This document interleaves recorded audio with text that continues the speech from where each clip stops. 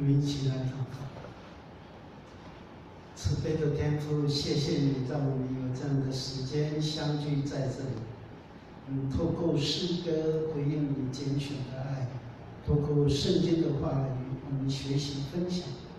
愿神你的灵在我们的心里洁净我们的心思意念。感谢你的恩典，奉主耶稣的名，阿门。我还记得上次我在讲的是马太第6章，那今天我讲马太第10章。马太第5章到第7章可以说是耶稣在教导的时候，马太福音的作者收集的第一篇言论集。那第2篇言论集就是在第10章，第3篇言论集在18章，第4篇在22章，第5篇我们就可以对不起，第3篇是在13章，第4篇在18章，那第5篇就在23到25。马太福音书的作者在编辑上会这样把耶稣的话编辑在一起。其实如果我们注意看，它都有一个背景因素。有些没有背景因素的，我们就可以把耶稣所讲的话语归类为辅动的。辅动句就是在什么地方都可以用，但是如果是有背景，那个背景就会影响到我们对他的教导的了解。那我们这一段经文的开始，在马太第10章，好不好？我们翻圣经一起来看一下。我比较喜欢我们大家会翻圣经来看，我比较担心大家看久了，大概10年以后你就不会翻圣经。第10章的第1节到第4节，他就写到耶稣叫12个门徒来，给他们权柄。那这个权柄就是能够医病赶鬼的权柄。我们如果去对照马可、对照路加，他的写法是不太一样，他是聚集众人，然后拣选12个。我在第1场礼拜有特别提过，耶稣其实不只是拣选12个。至少在我们福音书里面，你可以找到还有其他的人。那为什么要用12？比如说有其他的，比如说我们如果看路加24章，他说在以马忤斯的路中，以马忤斯的路中有2个门徒跟耶稣一起走，其中有一个叫格留巴，没有在这12个门徒的名字当中。还有另外一个很重要的人，就是耶稣死在十字架上，有一个去向比拉多要求收拾耶稣尸体的那一个人是谁？那是亚利马太的约瑟。亚利马太的约瑟，他是一个财主，而且是一个有社会地位的领袖，他是犹太议会的议员。更重要的，他是耶稣的门徒。马太、马可、路加，甚至约翰都说他是耶稣的门徒。那为什么要用12？12其实有象征性的意义，在表示以色列的12个支派。那这都是后来教会形成的时候的一种观念啊。耶稣带了12个门徒拣选出来，然后赐给他们力量。这一种力量是很特别，就是有医病赶鬼的力量。但是如果我们把这个力量带进来对照一下，我们所看的，他说这种力量在第8节，他说医治病人还可以叫什么？使人复活使人复活，长大麻风的可以洁净这2点都是马太特有，在路加跟马可福音书没有。路加跟马可福音书只收给门徒力量，他们可以去医病赶鬼。我们今天的教会都喜欢看牧师医病赶鬼。如果我会医病赶鬼，今天大概会客满。为什么？因为大家都病，都喜欢看医病赶鬼。你知道，所有的宗教都会医病赶鬼。台湾最早期、最流行医病赶鬼是哪一种宗教？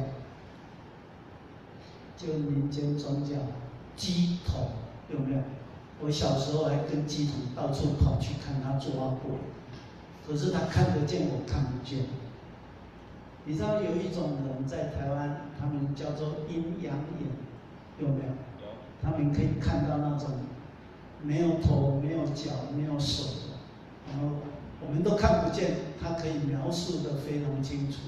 我在嘉义就遇到一个嘉义大学的学生，因为他要去学校上课，骑摩托车，那从南塘的旁边过去，从弥陀路往南塘的路走，旁边弥陀寺的对面就是墓园。他说每次骑摩托车过去，都会看到那种小姐在路上摇手，穿着衣服，他每次骑过去，他都看得见，他跟他摇手。其他同学跟着旁边骑，然后你在摇什么，你们都没有看见，他看得见。后来他女朋友把他带来信耶稣，就看得见，很奇怪，带来信耶稣看不见，从此就再看不见。因为看到最近一部很夯的电影是瑶瑶演的《通灵少女》，通灵少女，他看得见，对不对？台湾的民间宗教很流行。我常常跟教会的信徒说，不要逼你的牧师当基督教的乩童。我们喜欢我们的牧师会医病赶鬼，所有的宗教都会，但是要回到基督教的基本信仰，他在讲什么？讲复活的生命，这一点才是最重要的。那我们再看第1节到第4节，他拣选，然后我们今天就读了第5节到15节。第5节到15节，他在讲，他告诉门徒出去传福音要注意的事项。那我们看到耶稣的叮咛非常特别，比如说我们来看第5节，第5节他就讲到在第5节，他告诉门徒说，出去的时候，外邦人的路不要走，撒玛利亚人的城不要进。你不会觉得很奇怪？他说，只要在哪里传就好，在以色列人当中。为什么会有这样的看法？我们知道耶稣其实自己就跑到西顿推罗去，泰尔跟推罗。就泰尔推罗，这是同一个名词，就到推罗到西顿，这是外邦人的城市。耶稣去了，还遇到一个迦南的女子，来请求耶稣医治她被鬼附身的女儿。可是耶稣自己去，然后耶稣跟门徒说不要去，很奇怪，对不对？然后耶稣还说什么？不要跟撒玛利亚人有来往。可是耶稣有没有跟撒玛利亚人来往？有啊，约翰福音书第4章就记载，耶稣到撒玛利亚人的城市，遇到了一个女人，然后他跟那个女人说：“我要喝水，请你抽一些水给我喝。”其实耶稣如果在这一段的经文这样讲，是很有用意的。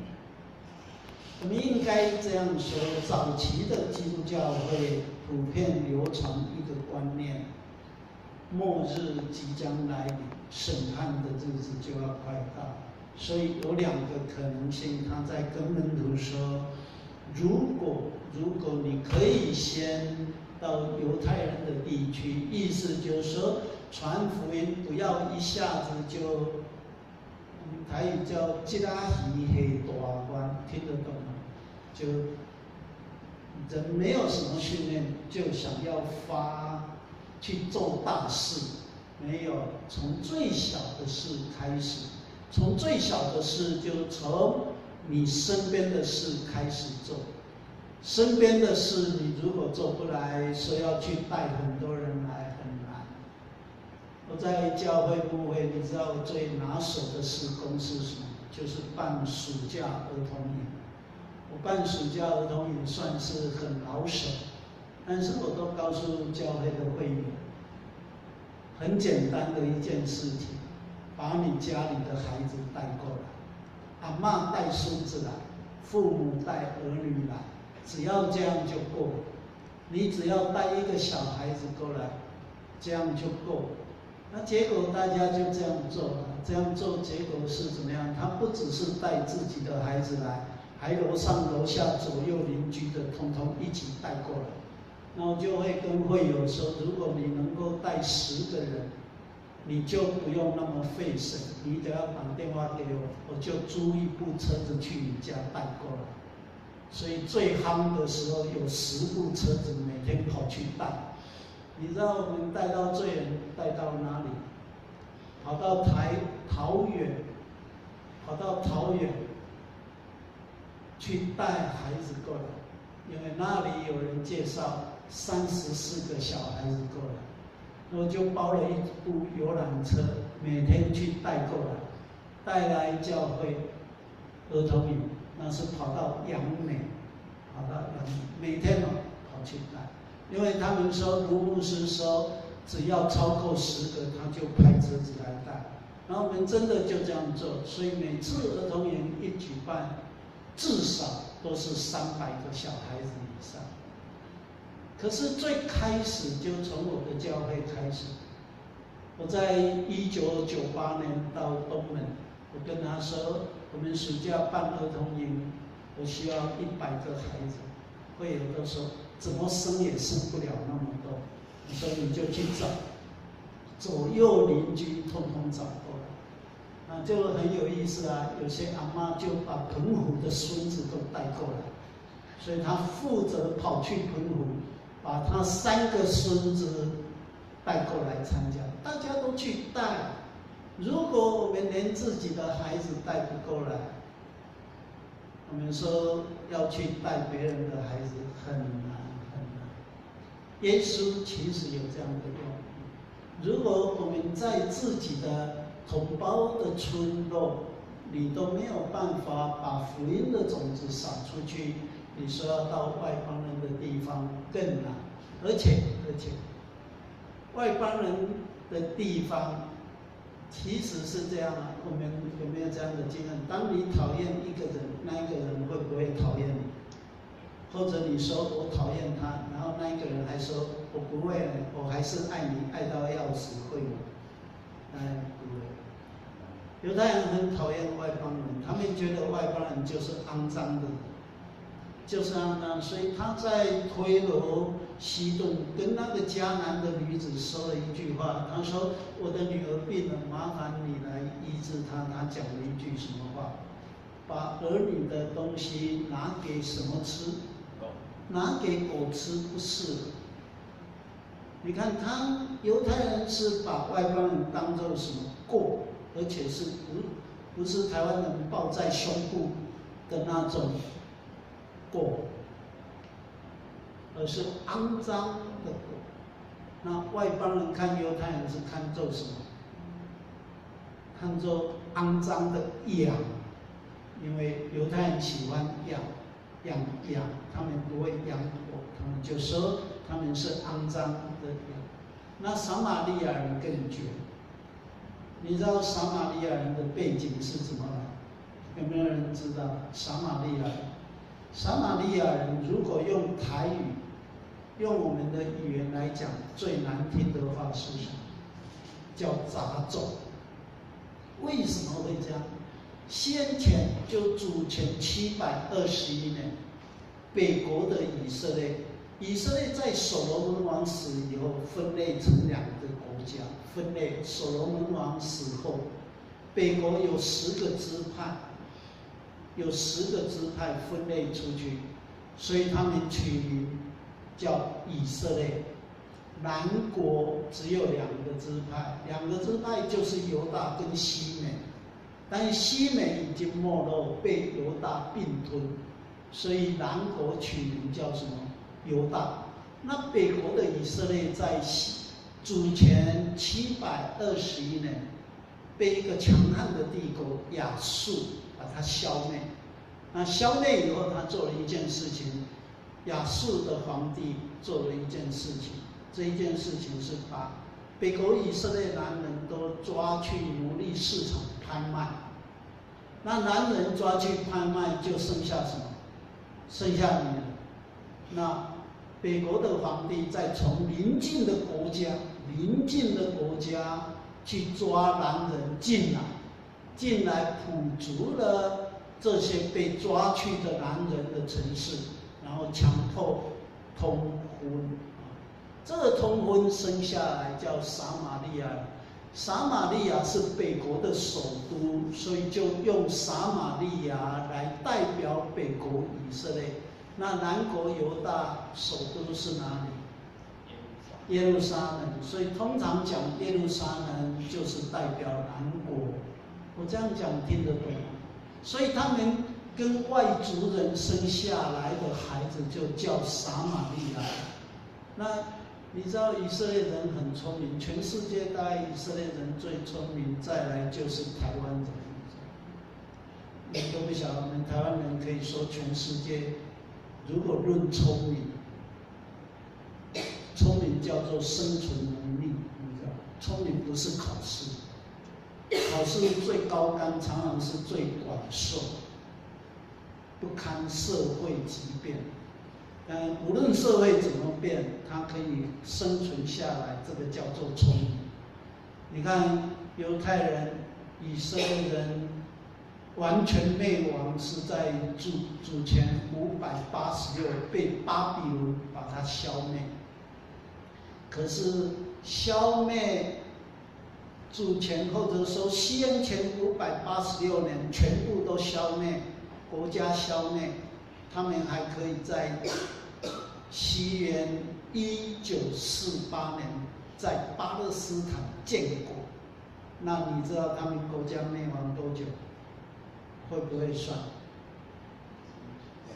是2000吗？586加上1948，586加上1948，将近2600年。他们可以重新复国，而且建国，而且是建国在他们原来的土地上。你会看到这个比什么都强。你知道最容易死亡的动物是哪一种？越庞大的越容易死，所以恐龙都死掉，对不对？再来恐怕就鲸鱼。恐怕大象都不好捉弄。什么动物生存最强？蚂蚁。蚂蚁生存最强，所以以色列人很像蚂蚁。你看他们世上被抓到全世界各地去，甚至于在第2次世界大战，希特勒大屠杀，他们还是存活下来。你看生命力很强，他们还可以在原来的祖先的土地重新建国。北国以色列王国，他们马上想到一个方式可以生存下来，把种族生存下来。这一个方式就是，只要是女人是以色列人，无论你跟哪一种人结婚，生下来的孩子一律看成是以色列人。但是如果是男人，除非你娶以色列的女子，只要你跟外邦人通婚，生下来的孩子都要经过祭司检验合格，你才能当以色列人。你看很高干，为什么？因为他们觉得女人才是重要，其实男人没有什么价值，才卖。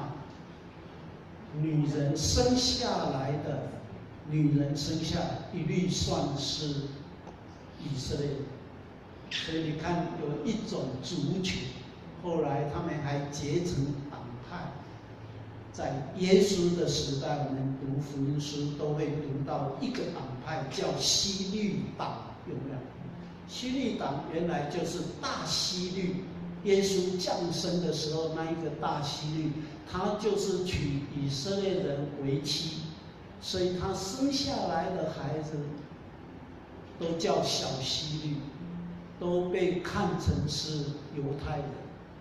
你知道？耶稣的时代，谁杀死了施洗约翰？就希律王，他就是被认为是犹太人，所以犹太人就组成一个政党，支持希律的家族统治巴勒斯坦。有这样的了解背景就不太一样。可是耶稣说不要到撒玛利亚人的村落去，其实是因为犹太人的心目中，撒玛利亚人是肮脏的族群，所以约翰福音第4章第9节，我们翻一下看看。约翰福音第4章第9节，他交代了一句很重要的话，他说犹太人跟什么人没有来往？约翰福音第4章第9节有没有？有没有翻到？有。他说犹太人跟什么没有来往？原来犹太人和撒玛利亚人没有来往。没有来往。犹太人跟撒玛利亚人没有来往，为什么？因为他们觉得他们很脏，都是跟外国人生下来的孩子。这个很有意思，所以耶稣跟他的门徒说不要到撒玛利亚人那去，其实不是原来的意思。原来的意思就是说，你先在自己的周围，你如果能够把上帝的福音传出去，过了，这样就够。然后他讲了一句话，他说你们白白得来，也要怎么样？白白的给，白白来也要白白的给。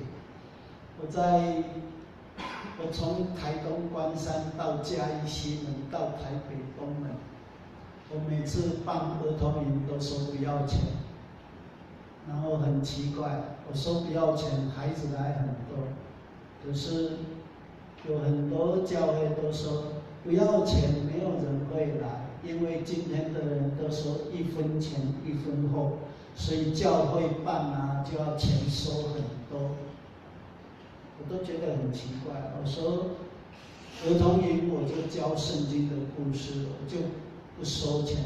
其实我在东门家，你现在可以去问他们把这个传统留下来，还办什么社区学院？社区学院就东门学院对外招生，都不用钱。吃午餐不要钱，然后我告诉来参加的人，我们来奉献。你如果财力比较好，你就多奉献一点；财力不好，你就少奉献，也不用，没有关系。你知道有多少个学生在东门社区学院？我没有办老人大学，我办社区学院，不论年龄都可以来，不用交钱。但是我请台湾最好的老师来教，很有意思。每个学期都剩下10几万、20几万、30几万，每学期吃午餐不要钱。我只建构一个观念，我们的教会就是会分享，分享才是神迹。那结果没有信耶稣的人，他退休了，他的能力比较好，他觉得来上这个课对他有帮助，对心灵有帮助。我开圣经的课程，还是很多人，他们奉献，从来没有欠缺过，一直到现在，每学期都会剩下钱。这种观念，你看保罗说什么？我们一起来看一下保罗所讲罗马书第3章。我们看罗马书第3章，罗马书第3章，各位弟兄姐妹，我们来看罗马书第3章。第3章，我们看23节，23节到24节。好，我们翻到一起来读罗马书第3章23节、24节，一起来。因为世人都犯了罪，亏缺了上帝的荣耀，如今却蒙上帝的恩典，因基督耶稣的救赎，就白白的称义。白白的称义。我们信耶稣，我们得到福音。你有没有说，你会不会说，我花多少钱才认识耶稣？有没有这样？没有，我们都是白白得来。所以耶稣告诉他的门徒，把你所得到的信息就白白的传出去。那今天教会最大的危机，就是把商业的观念带进教会，认为教会办的如果钱收很多，人家就会觉得这个很珍惜、很贵、很有价值。其实这是一个错误的观念。我很担心啊，每次有人去接我工作，就会把儿童营改变。他说，为什么小孩子都不会全勤来参加？因为就是没有收钱，所以我们应该收钱。然后他如果全勤奖就是把他交的钱还给他。我说干嘛要拿一只虫放在屁股肛门口？你不会觉得很痛苦？但是我们都抱持一个观念，只要有一个人踏进教会一天，有一个小孩子踏进来一天，我就要让他学会一句圣经的金句，我就要让他会背2首诗歌，这样就够了。他可能那一句话受用终生，都有可能。所以不用去计较这些非常微小的，而且是不值得的，跟福音相比是没有价钱的。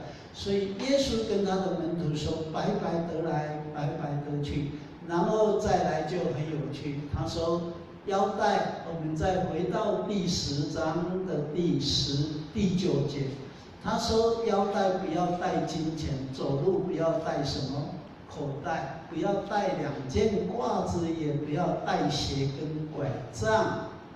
他说工人得工价是应该的，很有趣。他说什么都不要带。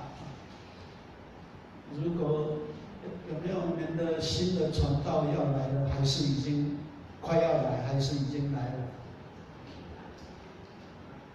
我们教会会不会跟他说什么都不要带？你就一个人走过来，会不会这样？不会吧？应该不会，还是会？不会。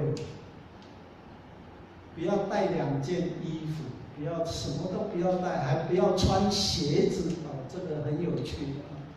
我神学院毕业的时候到后山、台东，我自愿过去。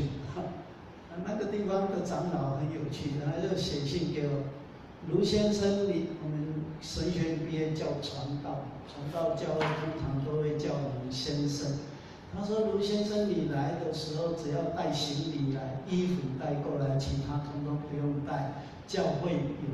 我知道他们的意思说叫做，那时候叫公路局，现在叫什么汽车？国光客运，以前叫公路局，且金马号、金龙号，金龙号是最高级，再来就金马号。他说你就坐公路局车子过来，我就回信，我说我会雇一台拖拉机过去。为什么？因为拖拉机的钱他们要付啊，那公路局的车票很便宜。我说我要雇一台车子过去，他们吓一跳。他说不用啦，教会什么通通有。他说我还是要布拖拉，为什么吓一跳？因为整台拖拉布全部都书全部都书，我只有书，当然还有一个太太，就一直过去。我来台北的时候，用了一部17吨加长型的大货车，结果就是在仁爱路东门教会在仁爱路，那规定7点以后，大卡车不能走的一条路，因为仁爱路通下去总统府。他说，拖拉机司机跟我讲，7点以后他一定要不能停车，他一定要动他可以跑离开，就是不能停在教会那，否则会开单。所以他早上5点到，我就要在那里等他，用2个小时，我们把17吨的大卡车所有的书全部都卸下来。然后足足搬了2天，教会的青年出来搬了2天，才把那些书搬到牧师馆的书房里面去。所以我说，我这个牧师很可怜，依照耶稣的规定，什么都不用带。可是为什么耶稣会这样讲？一定是有原因。这种原因就是你东西越多，你走得越广，你身上没有累赘，你可以走得越远。你如果注意看，很多早期宣教师其实来到台湾，就是拿一个手提箱。创办辅仁大学的一个神父叫普敏道，来自瑞士的耶稣会，他总共活了101岁。他创办辅仁大学之后，他就离开辅仁大学，然后下到嘉义铺子去。他去世的时候，你知道以前有一个行政院长叫做张俊雄，去替他整理他的衣物。张俊雄先生跟我说，他看到难过到不行。为什么？因为普敏道神父就剩下一个手提箱，手提箱里面就是2套衣服，他更换的衣服2双，他的鞋子的鞋底皮鞋底已经断裂，但他继续穿到他入院台北更新的时候，101岁去世。但是他把所有的钱全部都捐给台湾，他什么都没有留，就是当时50年前到台湾来那一个手提箱，一直到他死后，他身上唯有的2套衣服，换穿的2套衣服，我听了都很感动，然后自己都很羞愧。可是我们如果再注意一点，你有没有发现伊斯兰教就是我们所说的什么回教，你有没有发现他们到寺院去的时候，什么东西都不能带？如果你有机会到新生南路那个清真寺去参加聚会一次看看，你要进到他们的教堂，什么通通不能带，什么手机我们还带手机，然后还会写关静音，根本就不能带，什么都不能带，还要偷鞋子，然后身上的除了衣服，什么东西都没有，进去就是趴下来，非常简单。我去他们的寺院，我到回教地区去看他们的寺院，跟他们进去，我还背行李、背照相机、护照，全部都放在外面。他们很清楚，没有人会偷你的东西，也没有人敢在寺院里面拿走你任何东西。他只在表明一点：你面对上帝，你来敬拜上帝，你的生命怎么来，你就怎么样去敬拜上帝。除了穿衣服以外，其他东西全部都没有。要表明的就是人不带任何东西，但是去面对上帝。你看耶稣在告诉他的门徒也是这样，不要以为你有什么才能，你可以把福音传出去，不需要。但是有一点非常重要，我们注意看啊，那就是在12节、11节，你无论住进哪一个城、哪一个村，要打听那里谁是好人。然后你就怎么样住在他家？什么叫好人？要注意这一句话啊，谁是好人？他所说的好人，就是说愿意听福音的人就是好人，愿意听的，而不是我们在说的伦理道德这一个层次。所谓好人，就是说你愿意接受福音。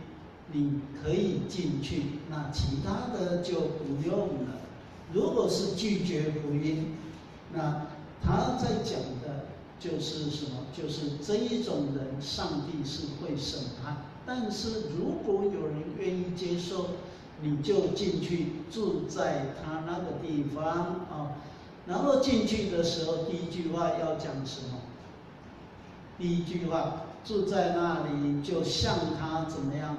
请安，请安就是祝福。你先祝福那一个接受福音的人。其实我们可以这样讲，福音的本身就是上帝的救恩。所以谁接受上帝的救恩，就是一个有福气的人，本身就是得到上帝赐福。因为福音就是表明上帝拯救的恩典。然后我们看他说，你们所求的平安就会到那一个家庭。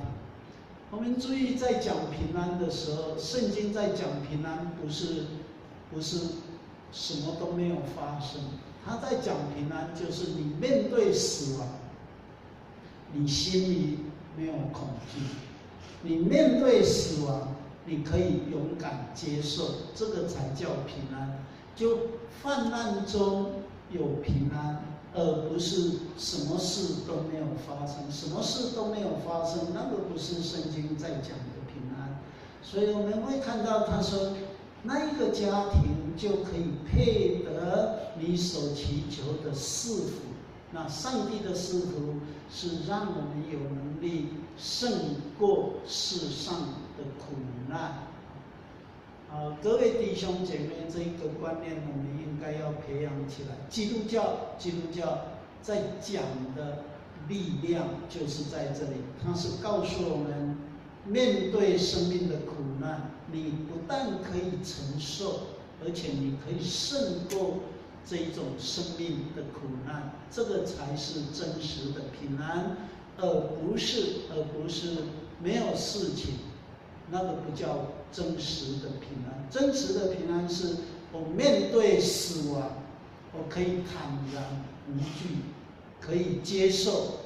那接受以后，因为有耶稣基督的救恩，所以会带来什么？复活的盼望。所以一个人如果恐惧死亡，他就是对复活的生命没有盼望。一个人面对生命的死亡不会恐惧，那就表示你有复活的盼望。这是基督教信仰跟其他宗教信仰最大的差别，就是在这个地方。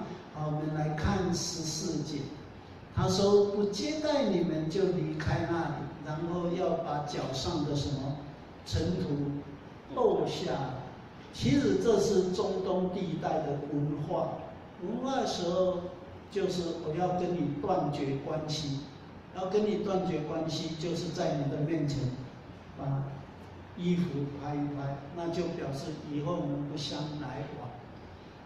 我们读国小那个桌子中间都会画一条线，有的还会用刀子刻得很深，就表示什么？我不再跟你，虽然跟你坐在一起，也不会跟你和好。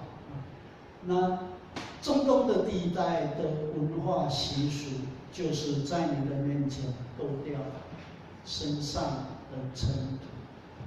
其实这一点是我们今天传道人最学不会。我们常常跟教会吵架，然后就下一句话：我要好好改革这一间教会。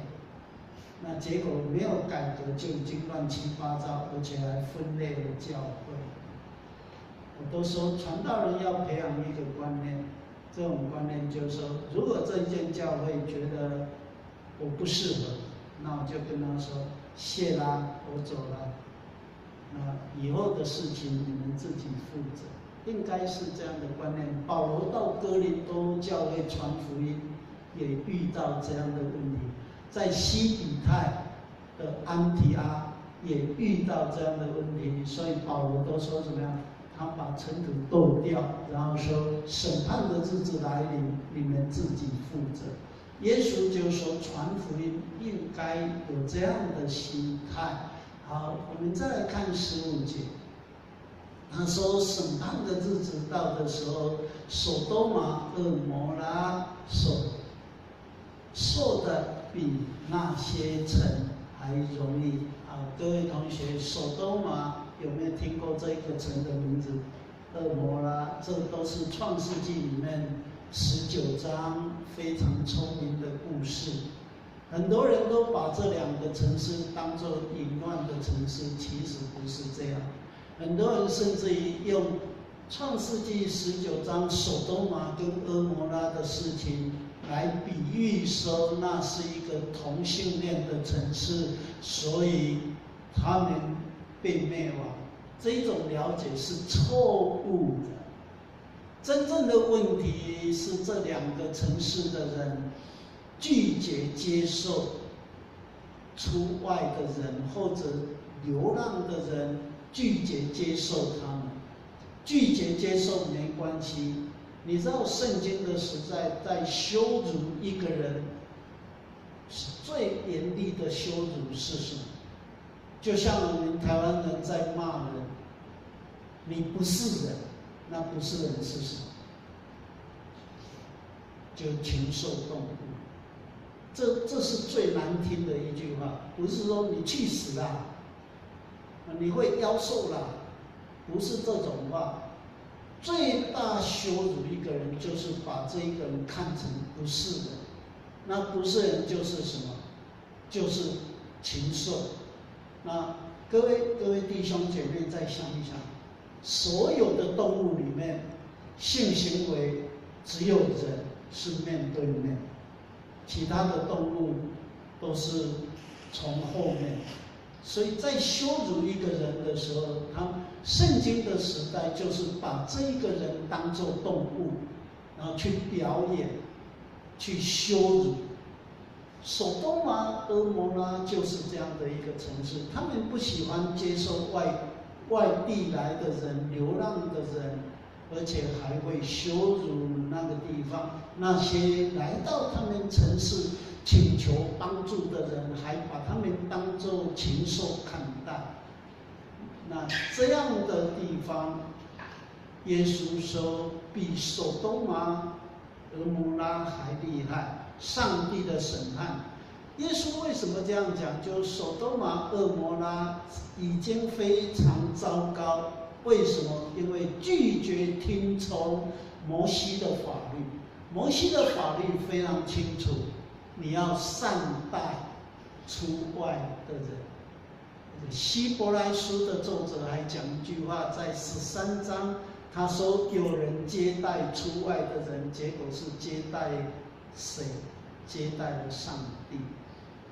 你知道苏联有一个非常有名的文学家叫托尔斯泰，托尔斯泰就常常用这样的故事在描述所有的乞丐，大部分都是天使所扮演的。乞丐是天使所扮演，所以你不要小看乞丐，他可能是天使在测验。哪一个人看到我饿了给我吃，口渴了给我喝，我赤身露体给我衣服穿。所以你去看托尔斯泰的短篇小说，几乎都是这样的题材。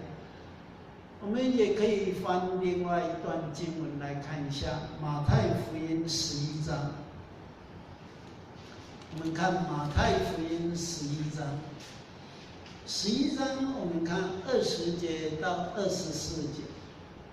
耶稣说到3个城市是有灾祸的城市，哪一个？哥拉汛，还有呢，伯赛大，还有呢，加百农。而我们知道，耶稣传福音的中心就是在加百农，加利利的加百农。他在这里行神迹最多，可是这3个城市的人都不相信耶稣，或者是看了神迹还是不相信神迹。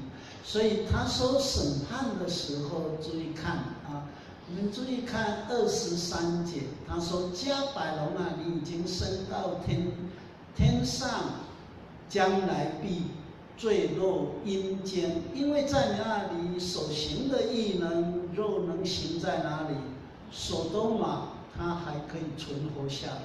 换一句话说，所多玛城可能都比加百农的罪还轻，只是因为所多玛城没有看见，或者把上帝的神迹给疏忽。那你会看到加利利这些城市都是一再看见神迹，但看见神迹却不相信神迹，因为看见神迹不相信神迹，而且还继续求耶稣显个神迹给他们看。所以我们会看到耶稣说审判来临的时候，这些不相信的人所遭遇的是很严厉的审判。各位弟兄姐妹，你有没有看见过神迹？你有没有经历过神迹？有的举手看，只有2个、3个。你可以坐在这里就是神迹，你从来没有想到这样。你看到阳光就是神迹，真的。你看到下雨，你就要第一句话就要说什么？感谢上帝。如果没有雨，我们马上会遇到什么？干旱。如果没有风，我们马上就有饥荒。你有没有注意看？有很多农家盖温室农场，温室农场就是要盖帐篷的。你知道里面一定有什么装备？什么装备？电风扇。为什么要电风扇？发粉，要吹发粉，它才可以结实。如果不是这一种温室的，是野地的，比如说我们的稻米开发，如果没有上帝吹风，我们的稻米不会结穗。几年前，全世界在找一种昆虫，因为这一种昆虫消失很多，引起大饥荒。你知道是哪一种？台湾去年发生蜂蜜蜂，因为没有蜜蜂，所以蜂蜜减少没有关系哦。你知道50男都不卖蜂蜜的那种饮料，为什么？因为蜂蜜很贵。可是更严重的就是水果不能配粉，结不出来。我有一次在嘉义办老人营，我办3届老人营，那第1届最有意思，老人来参加，你知道都是外面的人，有没有信耶稣什么可以看得出来？吃饭会不会祷告就知道。吃饭会祷告，公共场所吃饭会祷告，你马上可以看出那一个人怎么信耶稣。我在教会办老人营，对外开放，中午在教会吃饭都端着盘子，姐妹出来煮饭，他们自己夹菜，都没有信耶稣啊，所以端好了菜夹好，坐下来就要怎么样？要吃，就说等一下，因为包括工作人员大概100个，外面的有70个。我说等一下，等一下，大家都拿好了才吃饭。啊，第一个拿的到最后一个已经半小时，为什么？因为老人动作很慢。然后他看到最后一个拿完了，就马上要吃，我又说等一下，眼睛闭起来。那些老人就叨叨念，我收起那个2下回。第一天哦，蛮有趣，就说眼睛闭起来，感谢上天，出阳光温暖我们的土地，感谢上天下雨滋润了我们的土地，使五谷菜蔬可以成长。感谢上天吹凉风，花粉可以交配，水果可以出生。感谢上天，我们的眼皮会动，下巴会动。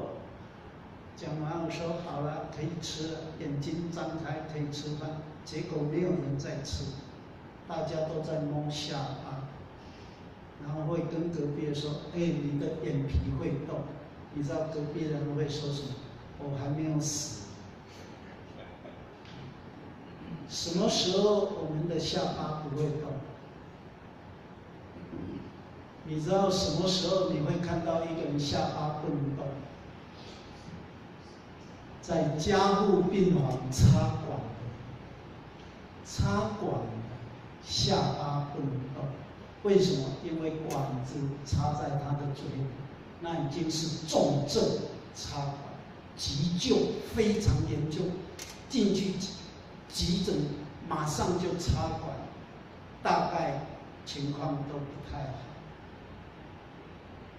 好几次去探访，大概时间差不多，家属都会用力咬他的亲人。眼睛睁开了，牧师来看你了，还是睁不开。没有多久就挂了，就走了。你的眼皮会不会动？每天早上眼皮可以打开，你第一句话不要马上爬起来，你第一句话就要说什么？感谢上帝，我还活着。然后动动你的手脚，感谢上帝，我没有中风。你还可以爬起来，感谢上帝，我还可以动。不要小看，你今天可以坐在这里，就是神迹。你如果没有从这里去认识生命存活的意义，还在期盼看那些什么有的没有的，那是错误的信仰观念。那如果从这里，我们应该学习对上帝有更多的信心。耶稣告诉他的门徒，出去就是讲这么简单的道理，过了就已经够了。让我们存着感恩的心，有神迹在我们的生命里，让我们存着感恩的心，有上帝的恩典丰富我们的生命，而且活着的日子可以认识耶稣，这就是最美好的一件事情。愿上帝赐福我们，一起来祷告。主我们的上帝，谢谢你，让我们在这里一起学习圣经所教导的话。感谢你的恩典，奉主耶稣的名。